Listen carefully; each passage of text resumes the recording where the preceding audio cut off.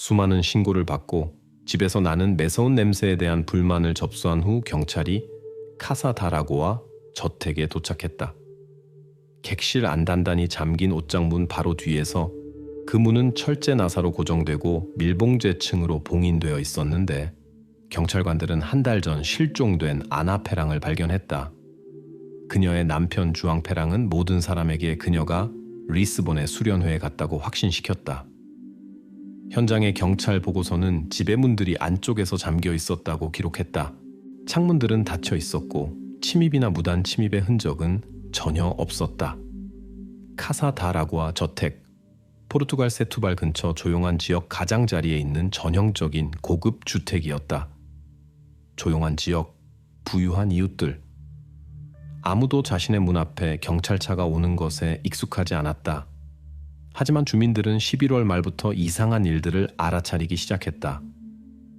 약 일주일 전인 11월 28일, 이웃들은 페랑 가족의 부지에서 나는 불쾌한 냄새를 지역 당국에 신고했다. 그들은 그 냄새를 매서우며 무겁고 견딜 수 없다고 묘사했다.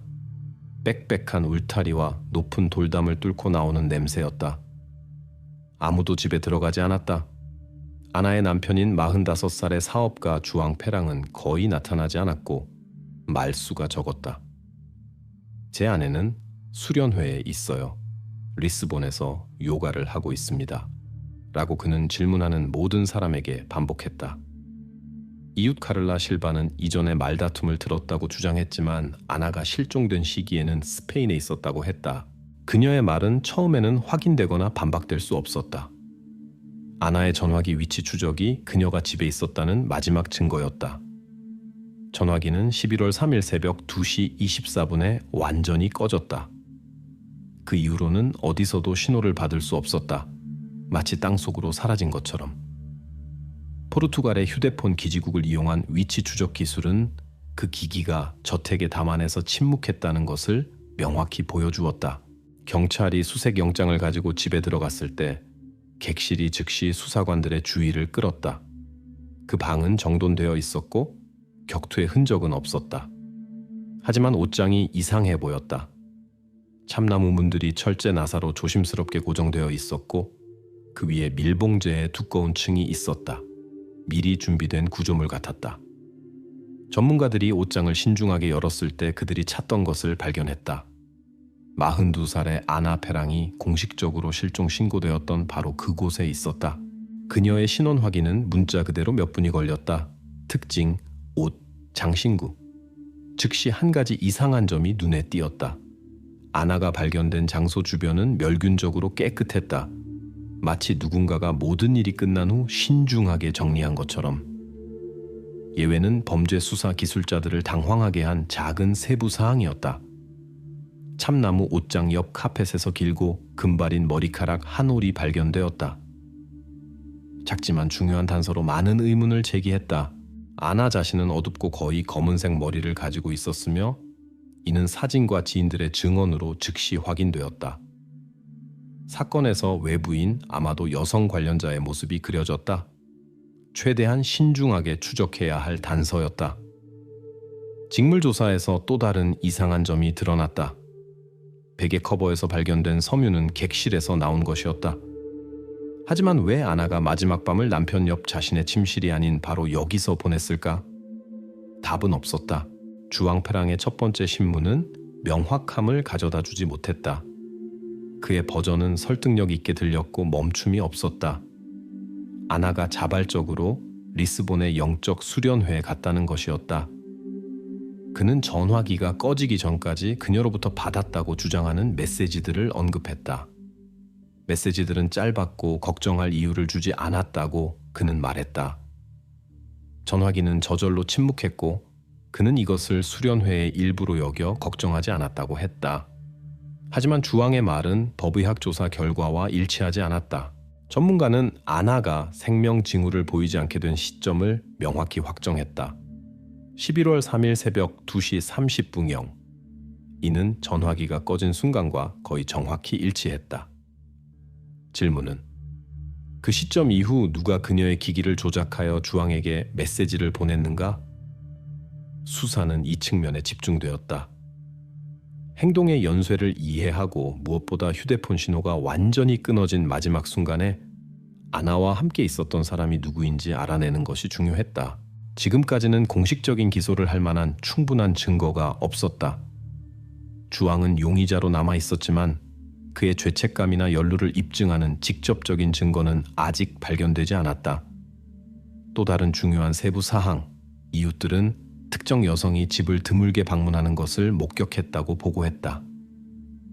금발 머리카락은 아마도 그녀의 것일 것이다. 하지만 당분간 이것은 본질에서 쉽게 벗어날 수 있는 얇은 단서에 불과했다. 수사가 아나의 마지막 밤 주변의 세부 사항에 집중된 후 수사관들의 관심은 그녀 남편의 인격, 주왕 페랑에게 향했다. 45살의 주왕은 성공한 기업가였으며 그의 삶은 급작스러운 변화나 큰 감정 없이 극도로 평범해 보였다. 아나의 발견 이후에도 이웃들과 지인들은 한 목소리로 말했다. 아무도 그에게서 감정의 폭발이나 슬픔을 보지 못했다고. 그는 거의 완벽하게 균등한 행동을 유지했다. 첫 번째 신문들은 주왕의 이상한 행동 패턴을 드러냈다. 그는 말이 적었고 엄격하게 사실적으로 대답했으며 마치 모든 대화를 미리 준비한 것처럼 보였다. 경찰은 아나가 공식적으로 실종된 것으로 간주된 11월 초부터 그를 관찰했다. 그 순간부터 주왕은 세투발의 경계를 극히 드물게 벗어났고 주로 짧은 거리를 이동했다. 사업장, 우체국, 주유소. 몇 킬로미터 이상의 여행은 없었다. 이 루틴은 거의 한 달 동안 깨지지 않았다. 하지만 이웃들은 카사 다라고아 저택에서 이상한 야간 활동을 주목했다. 아나의 실종 이후 주왕의 서재에서 정기적으로 불이 켜졌다. 창문들은 두꺼운 커튼으로 가려져 있어서 내부에서 무슨 일이 일어나는지에 대한 모든 힌트를 차단했다. 집에서는 정기적으로 무거운 것을 움직이는 소리가 들렸다. 가구가 아니라 판재나 무언가 조밀한 것의 거대한 시트 같은. 경찰 조사는 나중에 확인했다. 그것은 2022년에 모든 대형 건축자재 매장에서 구할 수 있었던 방음판이었다. 주왕이 어떤 수리를 하고 있다는 것이 분명해졌다. 하지만 왜 밤에? 그 자신은 신문에서 직접적인 대답을 피했고 모든 것을 일상적인 이유로 설명했다. 수사관들이 페랑의 계좌 명세서를 요청한 후 중요한 세부 사항이 나타났다. 주왕이 아나의 실종 정확히 하루 후인 11월 4일에 지역 건축자재 매장 르루아 메를랭에서 320유로 상당의 자재, 철제 나사와 밀봉재를 구입했다는 것이 밝혀졌다.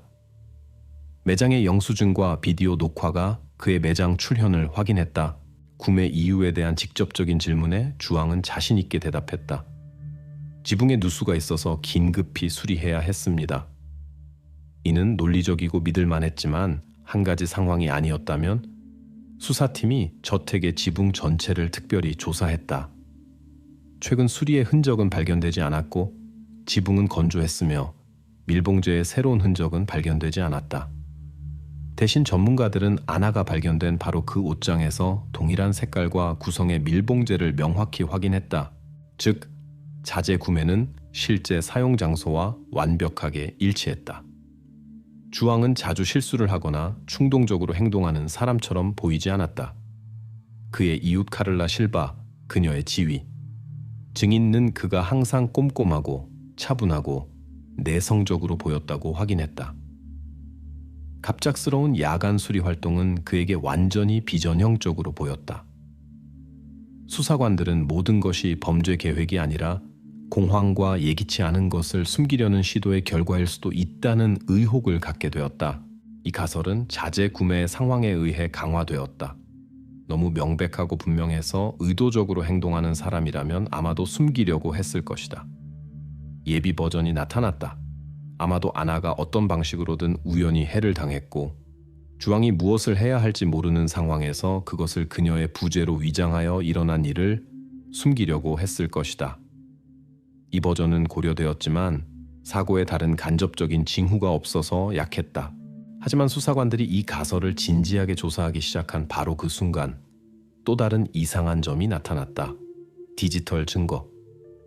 가족 노트북의 IP 주소와 디지털 흔적을 분석한 결과 같은 컴퓨터가 아나의 실종 추정 시각에서 42분 후인 11월 4일 새벽 3시 12분에 그녀의 이름으로 리스본행 전자티켓을 구매하는 데 사용되었다는 것이 밝혀졌다. 이 상황은 즉시 사고와 자발적인 공황 버전의 의문을 제기했다.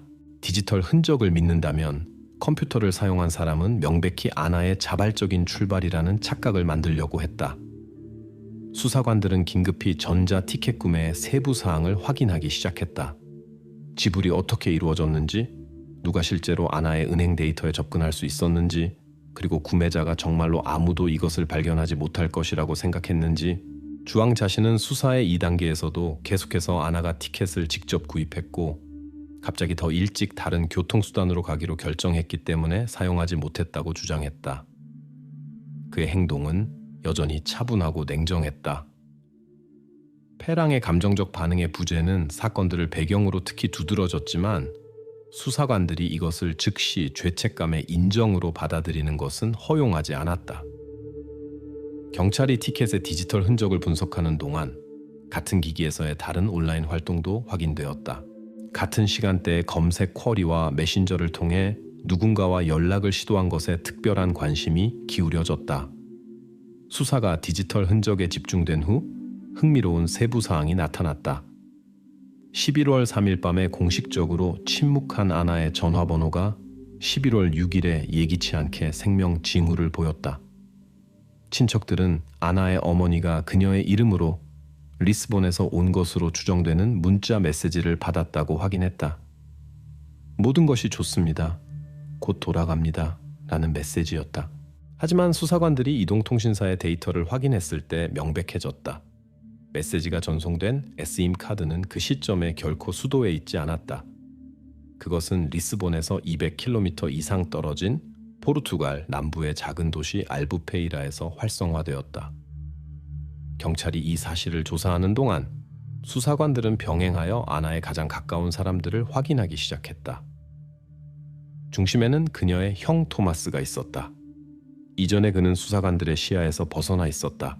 39살의 회계사인 토마스는 따로 살았고 몇 달 동안 여동생과 긴밀한 관계를 유지하지 않았다. 그는 접촉을 피했고 가족 모임에 거의 참석하지 않았다. 신문에서 토마스는 그와 아나가 실제로 갈등이 있었다고 인정했다. 이유는 부모로부터 물려받은 카스카이스의 공동 소유 아파트였다. 처음에는 그것을 팔고 돈을 나누려고 했지만 나중에 분쟁이 생겼다. 토마스는 여동생의 지분을 사고 싶어 했지만 가격이 오랫동안 둘에게 맞지 않았다. 1년 전 분쟁은 왓츠앱 메시지에 기록된 스캔들로 번졌다. 하지만 2022년 5월 변호사들의 개입 후 그들은 조정협정에 서명했다. 서신 확인은 이 정보를 확인했다. 아나가 빚의 상환을 요구하는 대화의 상세한 기록이 발견되었다. 은행의 재무서류는 토마스가 실제로 그녀의 실종 정확히 한 달 전에 10,000유로를 그녀에게 송금했다는 것을 확인했다. 경찰의 송금에 대한 질문에 토마스는 차분하게 대답했다. 나는 그녀에게 빚을 갚았을 뿐입니다. 그게 전부입니다. 기술적으로 그의 말은 계좌 명세서에 의해 완전히 확인되었다.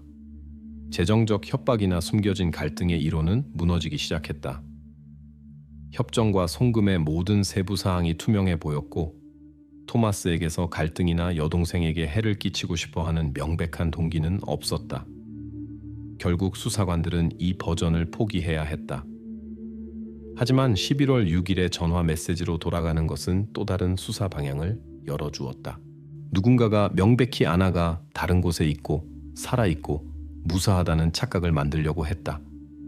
하지만 정확히 누가 그렇게 할 수 있었는지는 당분간 불분명했다. 알부페이라의 이동통신 기지국에 대한 상세한 확인에서 경찰은 주황의 움직임과 일치하는 것을 찾지 못했다. 이는 그 순간 전화기가 제3자의 손에 있었다는 것을 의미했다. 이번에는 수사관들이 아나의 지인과 친구들에게 관심을 돌렸다. 그녀의 전화기나 개인 데이터에 잠재적으로 접근할 수 있는 그녀의 가까운 사람들 모두가 확인되었다. 지금까지 결과는 없었다. 가까운 지인 중 누구도 이 기간에 알부페이라에 머물지 않았다. 하지만 이 새로운 증거의 중요성은 부인할 수 없었다. 수사관들은 아나가 물리적으로 이 메시지를 보낼 수 없었다는 확인을 받았다. 에사임 카드는 그날 그녀의 명시된 거주지에서 멀리 떨어져 있었고, 이는 아내가 자발적으로 리스본에 머물고 있다고 계속 고집스럽게 주장하는 주왕의 말과 모순되었다. 친척들에 대한 추가 신문은 전화기의 가능한 소유자에 대한 추가 정보를 제공하지 않았다. 아나의 어머니도 메시지의 스타일과 방식이 딸의 평소 행동과 완전히 일치한다고 확인했다. 하지만 일치는 순전히 표면적이었고, 누군가가 아나를 충분히 잘 알고 메시지를 위조할 수 있었다는 것을 배제하지 않았다. 2단계에서 경찰은 전화기에 대한 정보를 가능한 한 비밀로 유지하고, 가장 가까운 친척들에게도 그 움직임과 기술적 세부 사항에 대한 정보를 제공하지 않기로 결정했다. 수사관들은 전화기를 조작한 사람이 다시 한번 모습을 드러낼 것이라는 희망으로 이 증거를 비밀로 유지하고 싶어 했다. 수사 조치는 집중적으로 계속되었다. 범죄 수사 기술자들이 아나와 주왕의 집에 다시 파견되어 재검토하고 놓친 세부 사항을 배제했다. 특별한 관심이 다시 객실과 주왕의 서재에 기울여졌다. 그곳에서 직접적인 증거는 발견되지 않았지만 정확히 누가 아나의 리스본 여행이라는 착각을 만드는 데 도움을 주었는지에 대한 질문이 점점 더 강화되었다. 이웃들은 계속해서 직접적인 논평을 피했고, 아나의 실종 후 집이 의심스럽게 조용해 보였다는 것만 확인했다. 주왕은 공동 모임에 참석하지 않았고, 도움 제안이 담긴 전화와 편지를 무시했다. 그는 계속해서 자신만의 세계에 갇혀 있었고, 자신의 루틴을 전혀 바꾸지 않았으며 주변에서 일어나는 사건들에 반응하기를 거부했다. 수사관들에게는 건조하고 외관상 평범한 행동 뒤에 훨씬 더 많은 것이 숨겨져 있다는 것이 점점 분명해졌다. 바로 그 때문에 수사의 초점이 아나의 직접적인 환경과 그녀가 다른 도시에 머물고 있다는 거짓 증거를 만드는 데 관심이 있을 수 있는 사람들을 찾는 것에 더 가까워졌다. 수사는 계속해서 아나의 전화기 흔적을 따라갔지만 카사 다라고와 저택 지역을 담당하는 시설 관리 기술자의 예상치 못한 발견 후 상황이 새로운 전환점을 맞았다. 빗물 배수구에 계획된 청소 중에 기술자는 헤데 익스프레소스에 찢어진 티켓 일부가 들어있는 비닐봉지를 발견했다. 티켓에는 여행 세부 사항을 확인할 수 있는 잘 보존된 QR코드가 있었다. 전문가들은 즉시 정보를 해독했다. 티켓은 온라인으로 구매되었고 251km의 거리를 커버하는 버스용이었다. 출발 시간 11월 5일 오전 7시 15분. 버스 회사는 티켓 데이터를 빠르게 확인했다.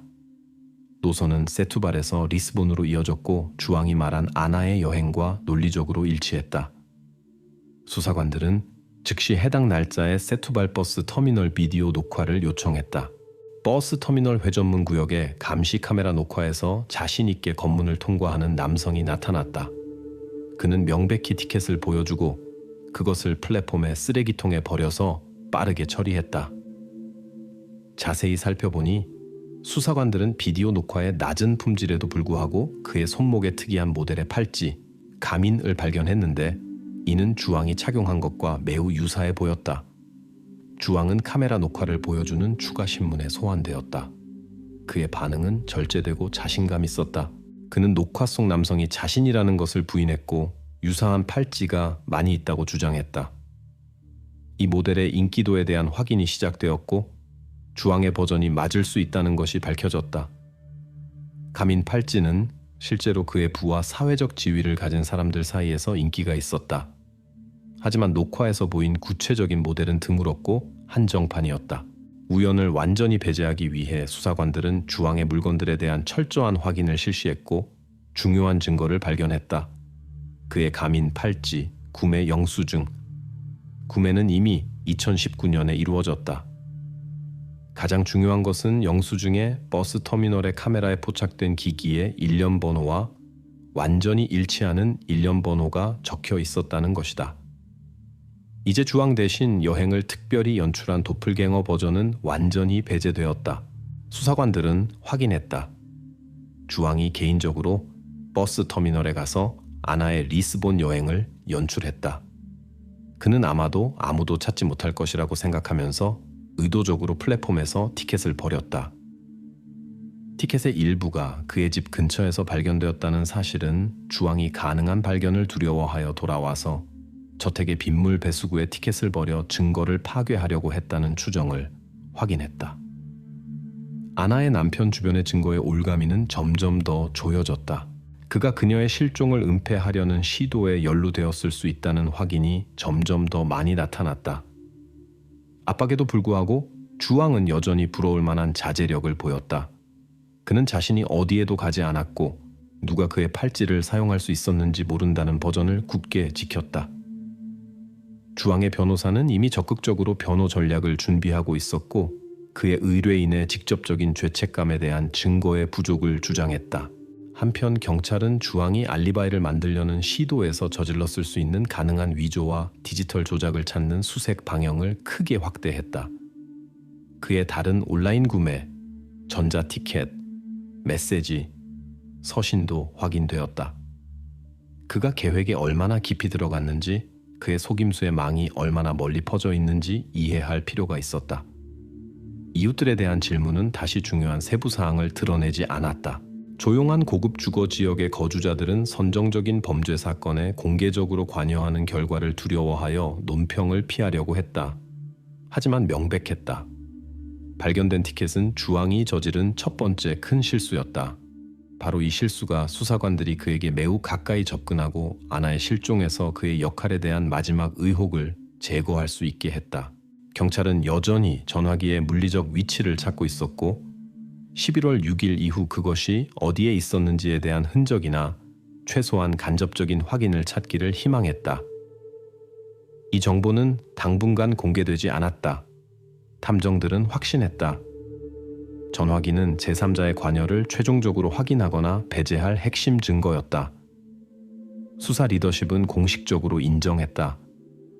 빗물 하수도에서 기술 직원의 우연한 발견이 수사의 중요한 전환점이 되었고 주앙에 대한 핵심 증거로 이어졌다. 이제 수사관들은 사건의 상황과 동기를 최종적으로 확인하기 위해 노력했다. 바로 그 때문에 경찰은 아나의 남편이 그녀의 실종 순간에 한 마지막 행동들에 빛을 비출 수 있는 디지털 흔적과 다른 세부 사항들의 상세한 분석으로 넘어갔다. 수사관들은 11월 2일 저녁 파로 공항의 비디오 녹화를 신중하게 조사했다. 아나와 주앙의 이웃 카를라 실바가 11월 22시 50분 파로 마드리드 항공편에 자신 있게 체크인했다. 카메라들이 그녀의 탑승을 명확하게 기록했고 여권의 도장이 스페인 도착을 확인했다. 따라서 카를라의 알리바이는 완벽했다. 하지만 왜 바로 그녀가 경찰에게 아나의 집에서 의심스러운 금발 머리카락에 대해 처음으로 주의를 환기시켰는지에 대한 질문이 탐정들로 하여금 그녀의 과거를 더 자세히 살펴보게 했다. 소셜 네트워크에서의 서신에 대한 상세한 조사는 예기치 않게 카를라가 침묵하고 싶어 했던 오래된 에피소드를 드러냈다. 2018년에 그녀는 주앙과 짧은 불륜을 가졌다. 서신은 친밀했고 양쪽에 상세한 감정적 표현이 있었다. 하지만 당사자들 자신은 로맨스가 빨리 끝났다고 주장했고 2020년 이후로는 공식적인 이웃 간의 접촉 외에는 연결이 없었다고 했다.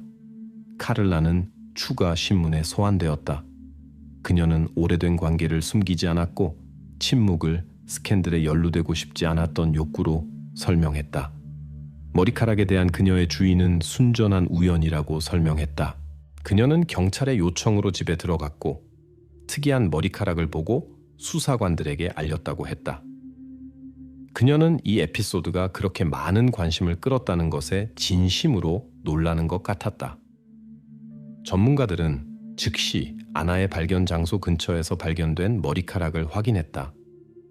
DNA 실험실 조사는 예상치 못한 결과를 보여주었다. 머리카락은 인간의 것이 아니었다. 그것은 골든 리트리버의 털이었다. 바로 그런 개를 카를라가 기르고 있었다. 집에서 털의 출현은 이제 덜 의심스러워 보였다. 카를라는 그녀의 애완동물이 실제로 약 1년 전에 아나와 주왕을 방문했다고 확인했다. 따라서 이웃이 일어난 일과 어떤 방식으로든 연결되었다는 버전은 완전히 무너졌다. 카를라 실바는 공식적으로 모든 의혹에서 면제되었다. 하지만 그녀의 출현과 불륜의 폭로는 주왕의 인격에 그림자를 드리웠다. 경찰관들은 다시 그의 행동의 특성과 정신 상태를 조사하는 데 집중했다. 바로 그때 새로운 중요한 세부 사항이 나타났다. 법원이 요청한 약국 체인의 보고서는 주왕이 1년 동안 정기적으로 졸피뎀이라는 수면제를 구입했다는 것을 보여주었다. 그리고 그것은 드문 불면증의 경우를 위한 표준 용량이 아니라 공식 처방전 없이 구입된 약물의 12포장이었다. 이 약물은 강력한 불면증 치료제로 명성이 있었지만 그런 양의 소비는 행동장애, 심지어 기억 상실과 인격 변화를 일으킬 수 있었다. 수사관들은 즉시 약물의 과도한 소비에 가능한 위험을 확인한 정신과 의사와 상담했다. 장기간 복용과 상당한 용량에서는 통제되지 않는 행동과 혼란의 발작이 일어날 수 있었다. 주왕은 다시 상세한 신문을 받아야 했다. 이번에는 그가 실제로 몇 년간 심각한 불면증에 시달렸다는 것을 인정해야 했다. 그는 또한 강력한 약물의 소비를 부인하지 않았지만 용량을 초과한 적이 없고 부작용을 느끼지 못했다고 강조했다. 하지만 수사관들은 또 다른 이상한 점을 발견했다. 집의 수색과 주왕의 서재에 대한 상세한 조사에서 약물이 발견되지 않았다. 약물이 정기적으로 대량으로 그에 의해 구입되었다면 정확히 어디에 보관되었고 왜 잔여물이 없었는가? 이 세부 사항은 수사관들로 하여금 주왕이 증거를 숨기려고 하고 준비된 행동을 보이고 있다고 다시 의심하게 했다. 그가 의식적이고 신중하게 행동했다는 것이 분명해졌고 그의 지속적인 부인과 차분한 행동은 충분히 방어 전략의 일부일 수 있었다. 탐정들은 주왕의 환경에서 사람들과 다시 대화를 나누며 그의 행동에서 정신적 불안정의 징후가 얼마나 명확하게 나타났는지 이해하려고 했다. 이웃들은 그의 거리감과 내향성을 주목했다고 인정했지만 이것을 부유하고 내향적인 남성의 정상적인 성격 특성으로 해석했다. 아무도 그의 행동에서 위협적인 것을 보지 못했다. 하지만 이제 수사관들에게는 완전히 새로운 수사 방향이 열렸다. 이제 평범한 질투도 재정적 갈등도 아니라 외부의 시선으로부터 숨겨진 깊은 정신적 문제가 비극으로 이어질 수 있었다는 것이었다. 바로 이 방향을 중심으로 범죄 수사 기술자들과 심리학자들이 그들의 버전을 구축하기 시작했다. 수사팀은 용의자의 정신 상태에 대한 정보를 극도로 신중하게 다루고 성급한 결론을 내리지 말고 그의 행동과 약물 구매를 방법론적으로 조사하라는 지시를 받았다. 공무원들은 약물이 주왕의 행동에 의도적이거나 무의식적인 영향을 나타낼 수 있는 모든 행동을 신중하게 조사했다. 바로 이 단계에서 아나의 남편이 약물을 불면증 퇴치뿐만 아니라 자신에게 편안한 상태를 유도하기 위해서도 사용할 수 있었다는 것이 명백해졌다. 하지만 그 동기는 당분간 어둠 속에 남아 있었다. 2023년 2월까지 외부 동기와 상황에 대한 일련의 성공하지 못한 수색 후 수사관들은 아나 페랑 자신의 개인 서류를 자세히 살펴보았다. 그녀의 디지털 아카이브 분석은 외관상 많은 사람들이 그녀의 복지와 가족 화합을 부러워했던 여성의 삶에서 예상치 못한 면을 보여주었다. 특별한 관심을 끈 것은 그녀가 활발한 사용자였던 피트니스 포럼에서의 아나의 서신이었다. 스포츠와 영양에 대한 평범한 메시지들 사이에서 예기치 않게 아나의 고통스러운 솔직함이 발견되었다. 2022년 가을 서신에서 아나는 심각한 문제, 주왕의 극도로 큰 코골이를 자세히 묘사했다. 여성에게 이것은 단순한 일상적 불편함이 아니라 진정한 고문이었고 그로 인해 그녀는 사실상 완전히 정상적인 수면을 잃었다. 말들은 거칠었고 때로는 날카로웠다. 아나는 명백히 감정적 긴장 상태에서 자신의 경험을 나누고 있었다. 피트니스 포럼에서의 이 발견은 수사관들에게 완전히 새로운 관점을 제공했다. 아나는 남편의 코골이로 인한 만성적인 수면 부족을 겪고 있었던 것으로 보였다. 포럼에서 그녀는 별도의 침실에서 자는 것을 고려하고 있다고 언급했지만 그것이 결혼에 미칠 영향을 걱정했다. 그녀의 메시지들은 점점 더 절망적이 되었고 수면 부족이 그녀의 일상생활과 정신 건강에 심각한 영향을 미치고 있음을 보여주었다. 이 정보는 주왕의 대량 수면제 구매와 새로운 맥락에서 연결되었다. 아마도 그는 자신의 코골이 문제를 해결하려고 했거나 적어도 그로 인한 아내의 고통을 완화하려고 했을 것이다. 하지만 약물의 과도한 사용은 예측할 수 없는 결과를 가져올 수 있었다. 수사관들은 아나의 온라인 활동을 더 자세히 조사했다.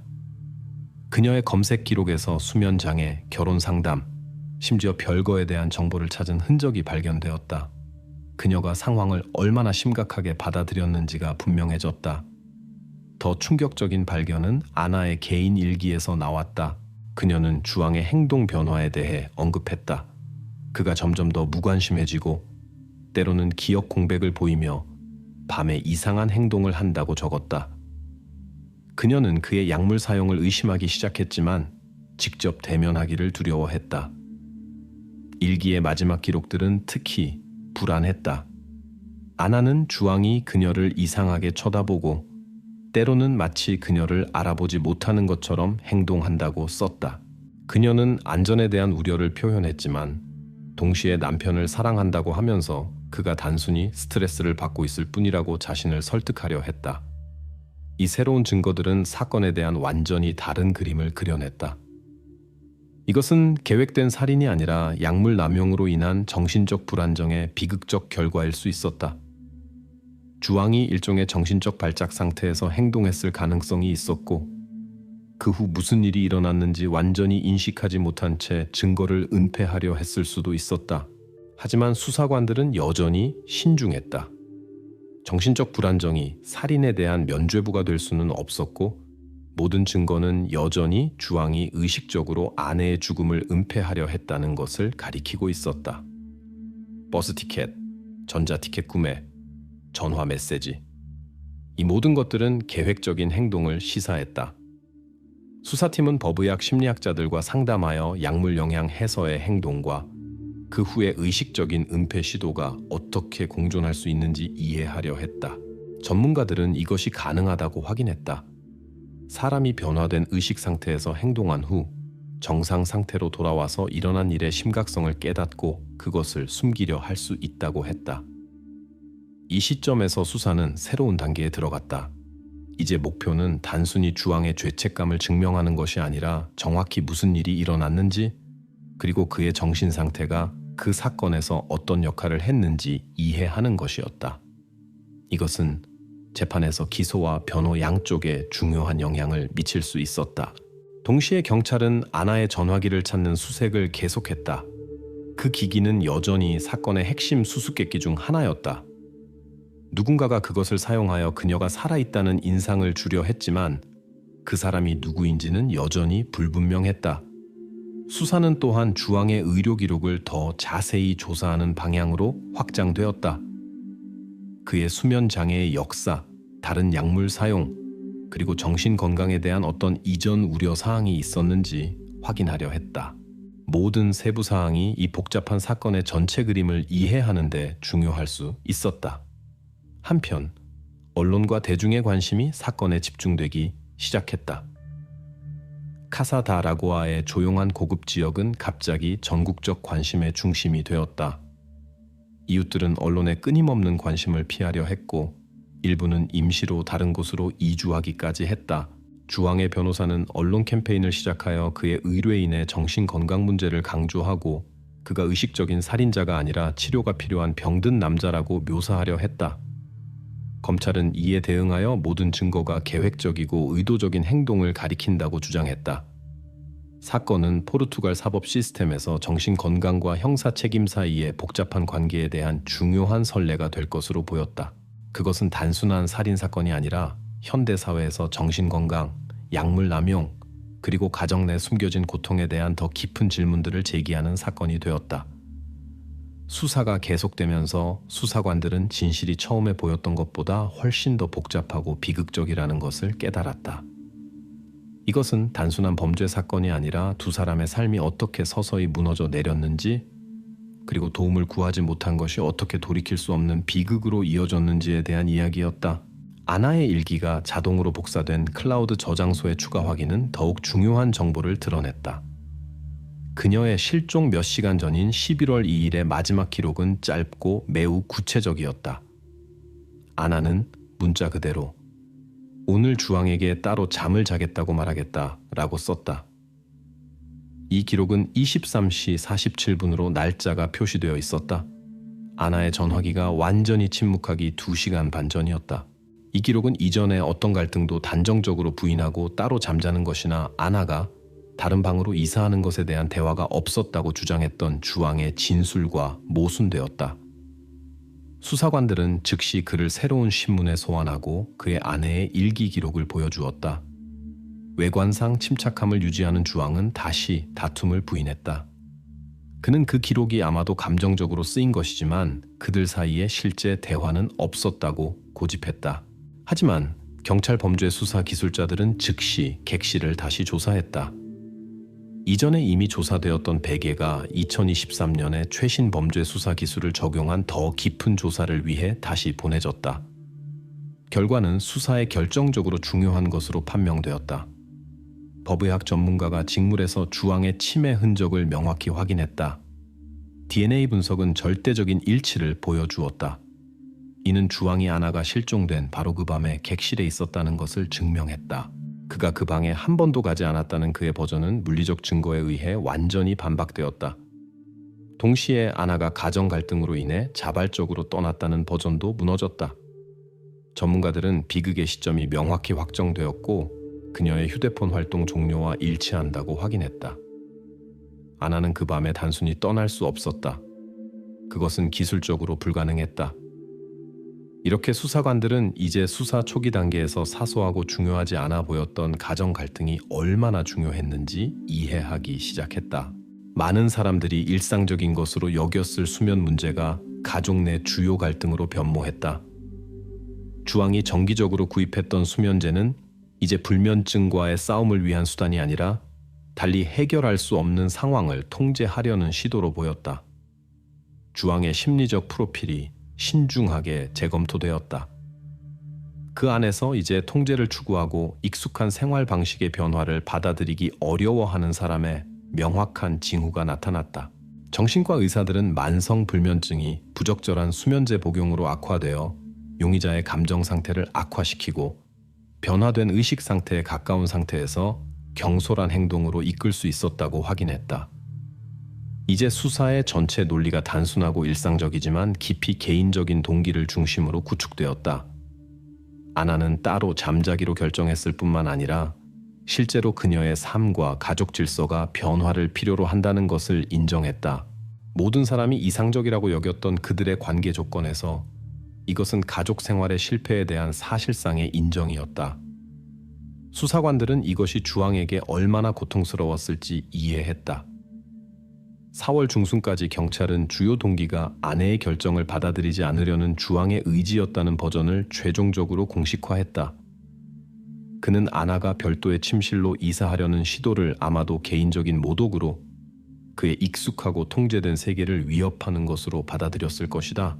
이는 또한 그가 체계적으로, 단계적으로 아나의 출발에 대한 거짓 이미지를 만들려고 시도했다는 사실로도 확인되었다.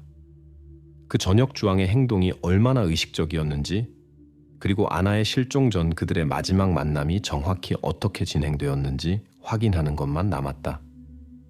지금까지 비극의 밤에 직접적으로 일어난 사건들의 정확한 경과는 알려지지 않았다. 수사관들은 최종 증거 수집에 집중하고 페랑 가족의 마지막 저녁에 대한 명확한 그림을 만들라는 지시를 받았다. 이제 조사는 마침내 절정에 다가가고 있었다. 수사가 끝에 가까워졌다. 범죄 수사 기술자들이 카사 다라고와 저택의 모든 센티미터를 꼼꼼히 조사했다.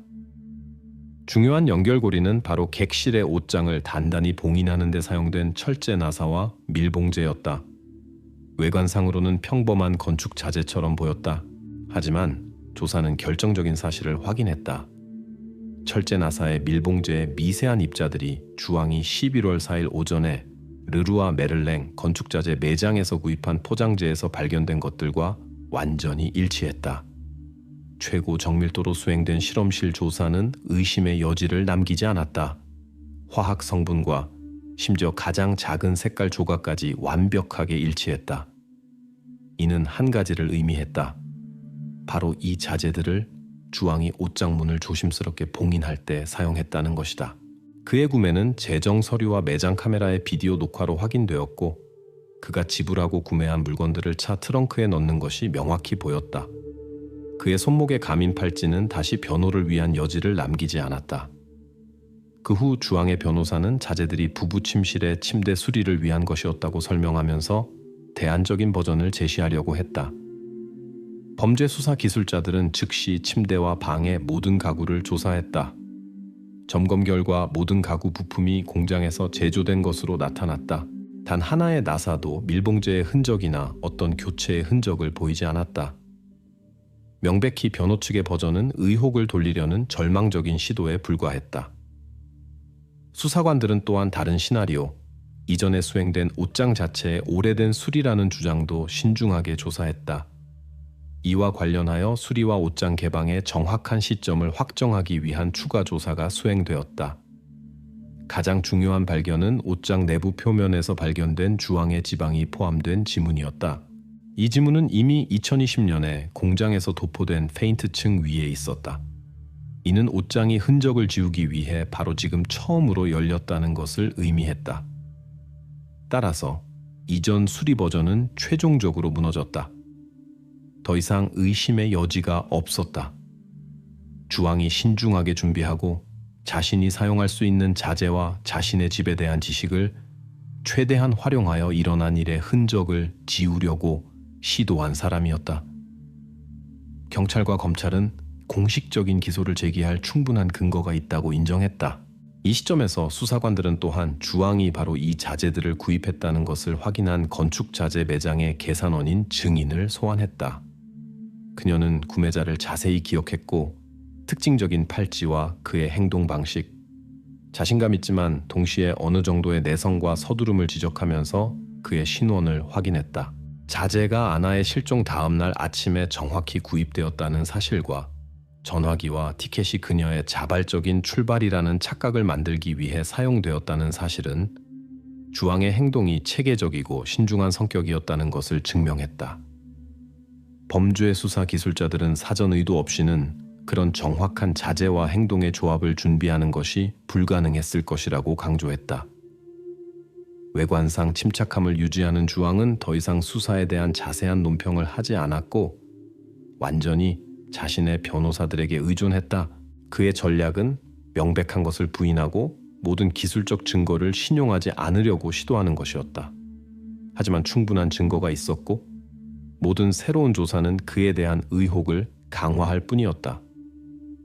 기소 제기 전 마지막 몇 주는 모든 증거의 최종 정리와 2022년 11월 3일 밤 사건들의 설득력 있는 그림을 형성하는 데 사용되었다. 검찰은 주왕을 가장 중대한 범죄로 기소하기 위한 서류를 준비했다. 수사관들은 여전히 아나의 전화기를 찾지 못했다. 이 증거는 숨겨진 채로 남았고 아마도 영원히 그럴 것이다. 하지만 이것 없이도 여러 달에 걸쳐 수집된 증거들은 너무 설득력이 있어서 한 요소의 부재가 일어난 일에 대한 전체적인 이해를 바꿀 수는 없었다. 이전에 논평을 피했던 이웃들은 이제 비극에 대해 공개적으로 논의했다. 지역의 분위기는 긴장되었고 많은 사람들이 그런 사건의 전개를 전혀 예상하지 못했다고 인정했다. 사람들은 갑자기 그렇게 잔혹하고 계산된 이야기의 중심에 선 조용하고 차분하며 내성적인 주왕에 대한 자신들의 태도를 재고했다. 따라서 옷장 내부에서 발견된 지문의 우연한 발견, 철제 나사와 밀봉제의 동일성, 그리고 확인된 구매 비디오 녹화가 검찰이 기소 준비를 완료할 수 있게 한 결정적인 증거가 되었다. 수사는 최종 단계로 접어들었고 의제에는 오직 한 가지 질문만 남아 있었다. 그 11월 밤에 일어난 일의 최종적인 그림.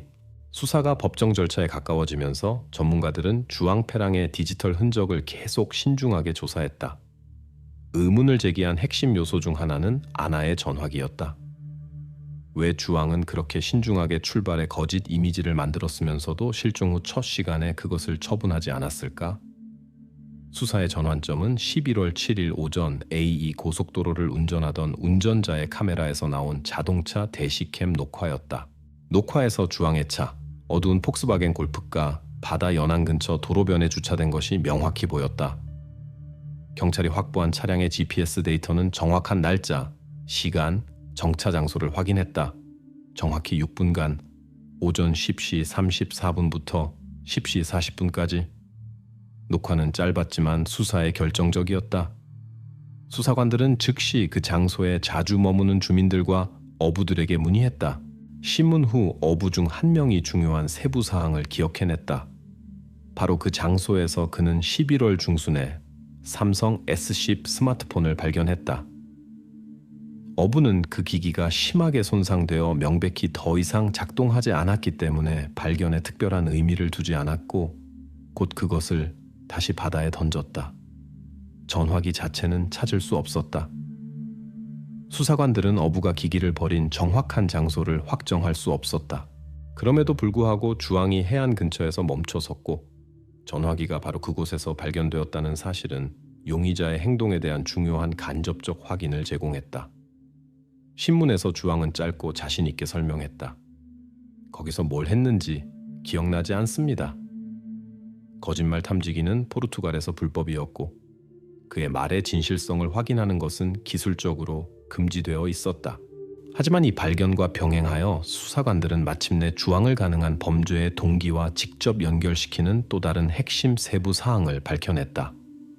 경찰이 용의자의 의료 기록을 요청했고 정신과 의사가 확인한 중요한 증거를 발견했다. 비극의 일주일 전인 10월 27일 주왕은 강력한 약물로도 극복하지 못하는 만성불면증 때문에 정신과 의사를 찾았다. 의료 기록의 기록은 문자 그대로 환자 극도로 짜증을 내며 아내의 심한 코골이 때문에 잠들 수 없다고 불평, 자신의 상태를 절망과 붕괴에 가깝다고 묘사라고 되어 있었다.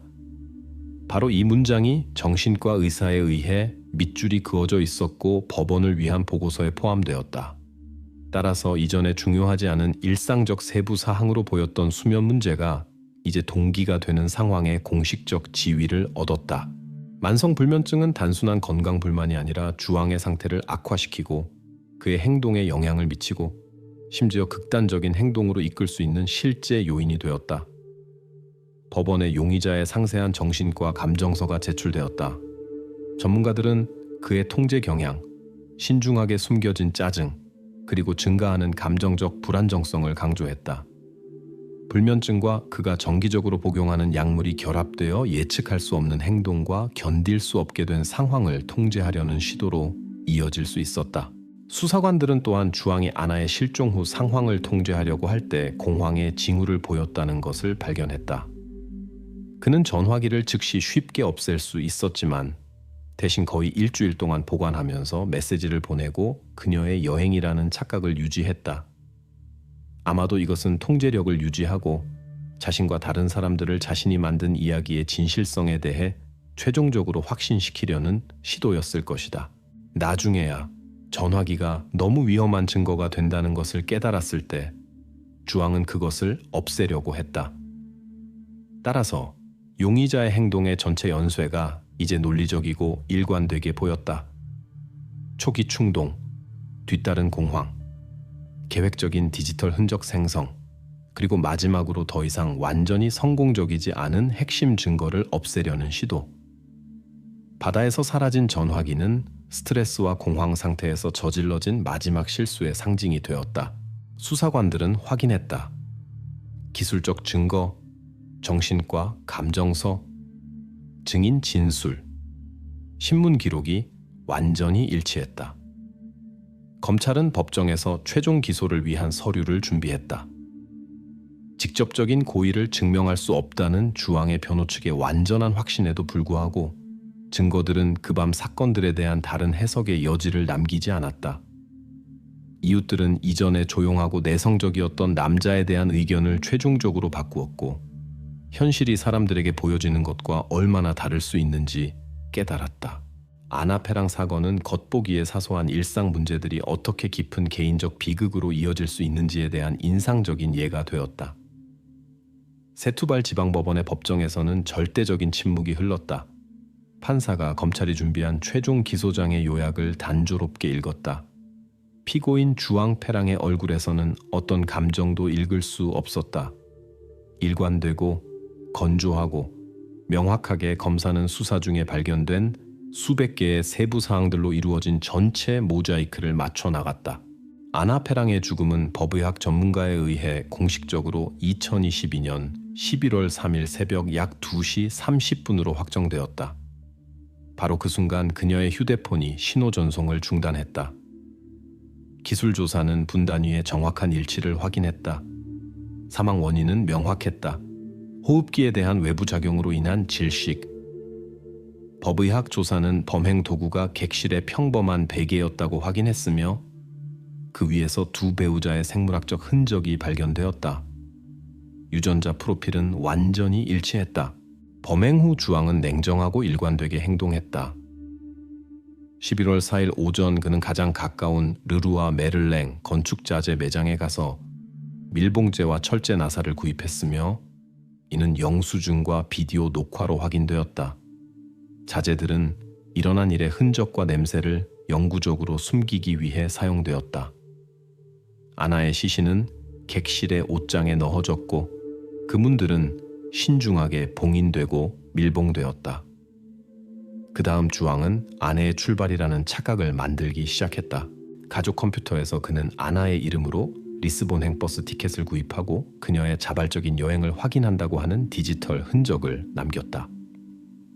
버스 터미널의 비디오 녹화는 손목에 특징적인 가민 팔찌를 한 바로 그가 탑승을 연출한 다음 눈에 띄지 않게 티켓을 처리했다는 것을 보여주었다. 아나의 실종 이틀 후 그는 그녀의 전화기에서 메시지를 보내기 시작했으며 아내가 리스본에 수련회에 있다는 착각을 불러일으켰다. 전화기 자체는 나중에 바다에 던져졌고 어부들의 증언에도 불구하고 기기를 찾을 수 없었다. 결정적인 연결고리는 정신과 의사의 감정서였다. 그것은 보여주었다. 5년 동안 주앙은 심각한 만성 불면증 때문에 체계적으로 의사들을 찾았다. 주된 이유로 그는 자신을 절망으로 몰아넣는 아나의 코골이를 언급했다. 범행 일주일 전 그는 진료 예약에 와서 더 이상 문제에 대처할 수 없고 붕괴 직전이라는 느낌이 든다고 공개적으로 말했다. 이 모든 사실들이 함께 그 밤에 일어난 일의 완전한 그림을 만들어냈다. 더 이상 자신의 상태를 통제할 수 없고 깊은 짜증과 절망에 사로잡힌 주앙이 11월 3일 밤 객실에 있던 베개로 잠든 아나를 질식시켰다. 증거들은 그가 의도적으로 행동했고 그 다음 냉정하게 은폐와 그녀의 자발적인 실종 연출을 조직했다는 것을 보여주었다. 주앙의 변호사는 격정적 살인으로 사건을 재분류하려고 시도했지만 법원은 사전 의도를 증명하는 밀봉재와 철제 나사의 미리 구입을 언급하며 이 요청을 거부했다. 아내의 가능한 자살을 암시하려는 변호 측의 마지막 시도는 그런 가능성을 완전히 배제한 모든 전문가들에 의해 거부되었다. 판사는 짧게 판결을 선고했다. 19년의 자유형. 주앙은 눈에 보이는 감정 없이 판결을 받아들였다. 그의 행동은 법정에서 제시된 정신과적 프로필과 완전히 일치했다. 통제되고 외관상 침착하고 절대적으로 내향적인 사람. 아나의 전화기는 결코 발견되지 않았지만 법원은 그 부재가 증거의 완전성을 어떤 방식으로도 해치지 않는다고 별도로 강조했다. 범죄의 모든 본질적 요소들이 조사되고 확인되었다. 동기는 명확했고 오랜 기간에 걸친 가정 문제의 악화 역사를 기반으로 했다. 그날 법원은 아나페랑 사건을 공식적으로 종결했다. 형사사건 파일의 짧고 건조한 문구와 경찰 데이터베이스에 짧은 한 줄만이 남았다. 범죄 해결됨, 범인 유죄 판결.